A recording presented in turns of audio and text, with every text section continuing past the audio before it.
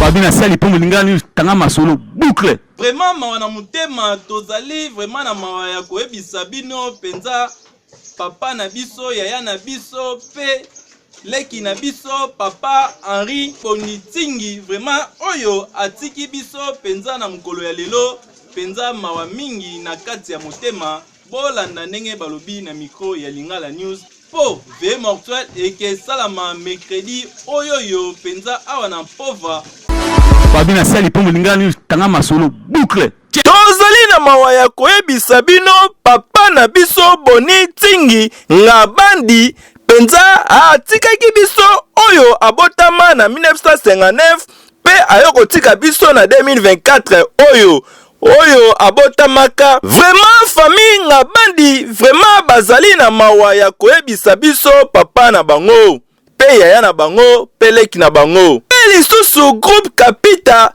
Vangu oyo penza na famille sacrée pe Grand Mabwanda oyo penza bazalaki vraiment kolakisa biso mawa oyo ezalaki na grand famille oyo babengi église CEGD penza bazalaki na mawa ya koyebisa biso décès oyo ya frère na bango Bonitingi Ngabandi vraiment esalaki mawa oyo atikaki biso le 20 janvier 2024 penza esalaki mawa oyo babengi grand maître bijouterie vraiment atiki biso bolanda ba programme oyo penza mercredi le 31 janvier veille mortuel ekozala na avenue Nyangara oyo na salle babengi Pova na quartier Kimbangu na commune ya Kalamu pe na direction ya Elengesa obongo lever le corps ekozala na morgue ya hôpital Mabanga oyo na quartier Yolo oyo babengi na commune ya Kalamu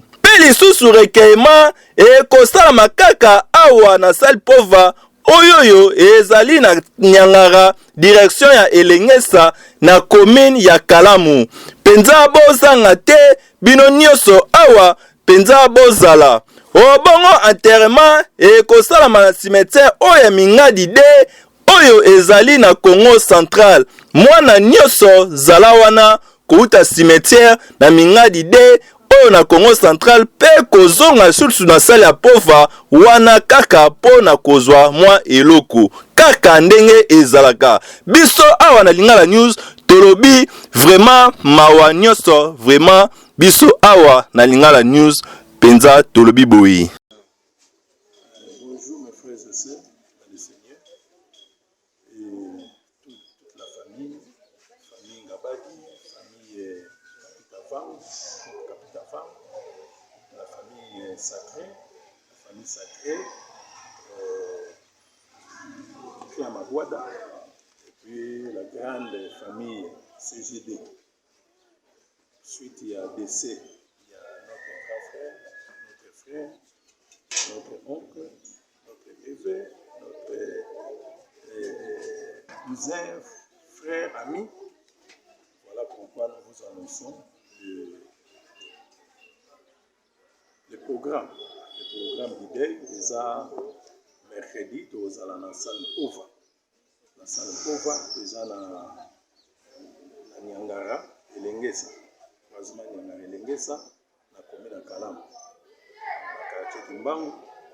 Donc, togola la wana, togolekisa bitu wana, pona kolesa nzambe biso nyonso ensemble. Po nzambe asepelaki kozwa molimo ya ndeko na biso apenisa ye. Donc, tozokende korendre grâce epai ya nzambe ce jour-là. Après, le jeudi, enterrement ekozala. Parce que corps est exposé na morgue ya hôpital Mabanga na Mirosi. Donc, quand il faut que l'on devait enterrer dans le cimetière Mingadi 2.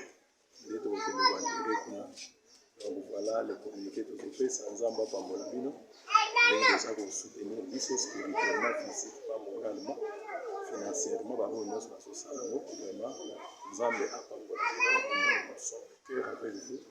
On a toujours remercié Bino et Belé pour ça. On a mis sur pénalité comme merci. Voilà les messages. Famille Ngabadi. Famille Ngabadi, famille le groupe Kapita Vangu, famille sacrée, Clan Magwada, et puis la grande famille CGD. Babina Sali pour Lingani Tanga Masolo boucle.